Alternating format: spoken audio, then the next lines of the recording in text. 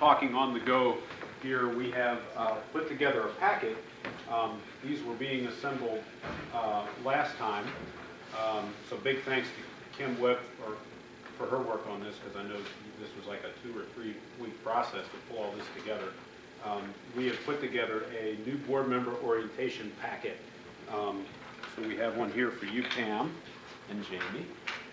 So this gives you some light reading. Get you ready. You know, the policy manual is that thick. I sure didn't want to pull a muscle handing you one of those. And since we're doing policy work, I'll wait on that for right now. But wanted to make sure I got that to you. We are working on that orientation that I spoke of, December the 19th. So we'll have that scheduled. Or we do have it scheduled, but we'll have that up and running here real soon, because December's right around the corner. Rod Green will be here, and not only will he work with the existing board, but of course our new board members as well. We did not have sufficient board members in attendance last week at the Cal meeting, so after the meeting was canceled, we did have an unofficial presentation by Paul Palka from Neola. Paul is the regional rep who was here and was scheduled on the original Cal meeting agenda.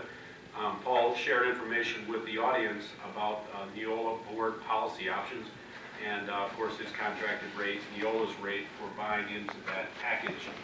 Neola is really the premier provider in probably a 5-state, the Great Lakes region that handles board policy work. Until he said it, I didn't know what Neola stood for. It's Northeastern Ohio is the NEO on the kind of the legislative piece there. So interesting background on that. I've been working with Thor and Leanne in maintenance. Steve from transportation and Marianne and I are working with Ed and technology to begin to put together a priority list of needs for the next 3 to 5 years. We're in a really unique spot. When I got here, we put together a bond really quickly. Typically, when a district puts together a bond initiative to get it on the ballot, it's kind of the last piece of the process. And we completely reversed course because we only had a matter of weeks to get the bond language certified by our attorneys and actually get it on the ballot to get it out to the voters. So lo and behold, with all of our collective grassroots work, it passed. So now we're kind of putting it together in reverse to really take a close look at targeting those 3 areas that we spoke about and that the voters supported.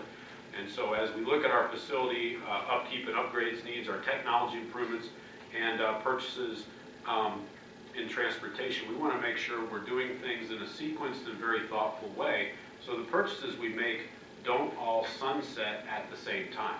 You know, we need about 20 to 25 buses, but the last thing we should do is buy 20 to 25 buses in the same year, because then they all age out in the same year. And then you have this extreme burden to hurdle some years down the road. So really looking at putting together plans that take those things into consideration, not only for busing, but for technology. We know the working life of a desktop or a laptop might be 5 years, might be 7, depending on how well it's treated. So the same thing applies, but actually on a faster scale. The only real exception to that is as I'm working with Marianne and building principals and the technology committee input from our teachers here in the district to really look at, do we have curricular instructional tech needs, and are we going to do some work in that area? If we're going to do a curricular adoption or a technology needs adoption, then of course you do have to front load those things. You can't just do it, you know, every few years, grade by grade. So those discussions are ongoing, and it's actually a pretty exciting spot to be in. We haven't had that opportunity in quite some time. That springboards ahead to the next topic, talking about technology. Marianne and I are in the process of reviving and redefining the district's tech committee. We have a group of teachers who have come together and are excited to get this going. We've had a meeting, and we're getting more and more input from building leaders who are kind of the building leaders in technology. Tracy Carroll's been working with this group and a large part of this group as well. You know, really making a good headway on defining what our needs are in the instructional technology realm.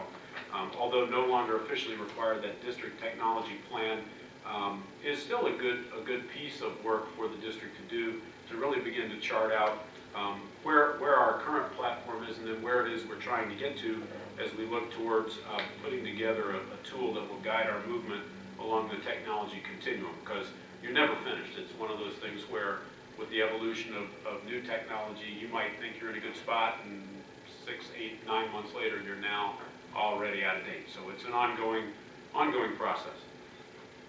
I've also been working with Mary Ann and Thor and Leanne to finalize the organization of the 6th grade academy items that were not moved in the initial move to the middle school.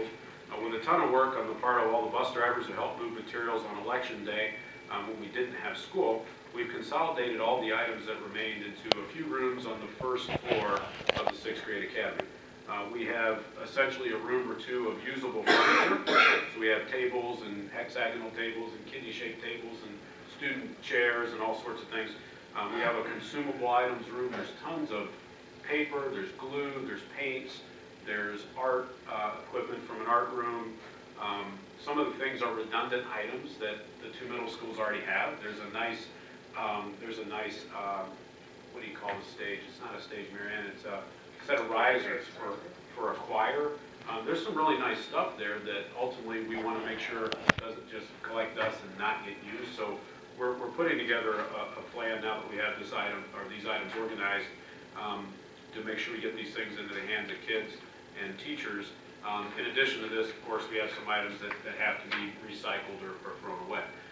So we have a meeting tomorrow with all of our district principals, and hopefully at the end of that meeting we'll have kind of a plan in place, kind of a bazaar, so to speak, a shopping trip within the district to get principals and teachers over there to get after it and get those items in front of kids.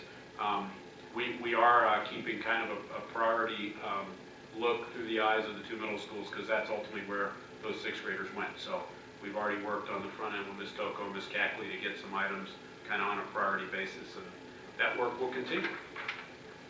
A quick update on something that some members of the board may not have heard about.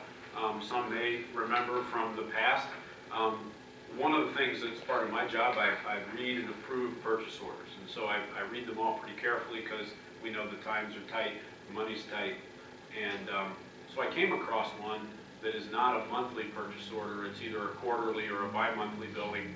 And it's from a law firm that speaks to an ongoing billing process from the Adair case. So after reading and doing a little more research with Penny and calling John Cava, and actually had an opportunity at a county superintendent's meeting to talk to fellow Wayne County superintendents about this case. This case is an offshoot of the original Durant case. So it now is called the Adair case, and it originally involved all 456 school districts in the state of Michigan.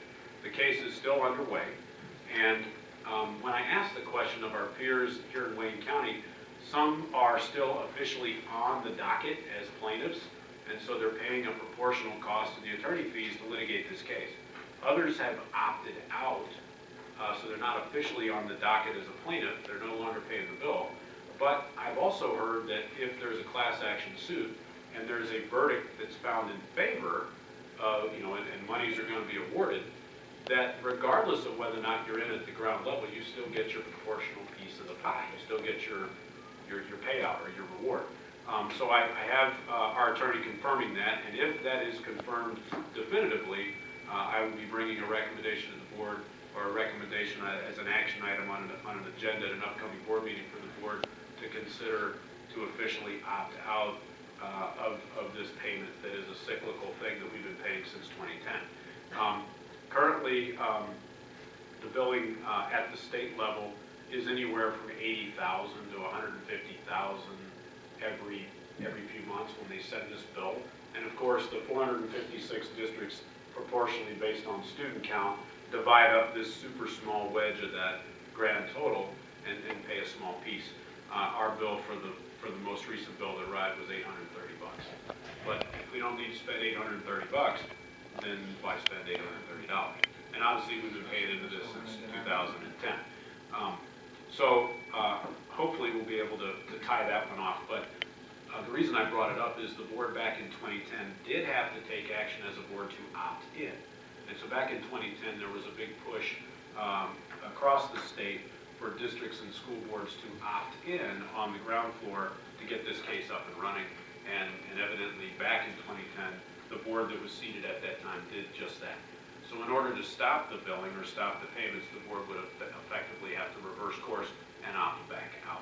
So in the event you see this on an agenda item, or as an agenda item in a meeting in the near future, that's kind of the backdrop of the Adair case and what I found out thus far.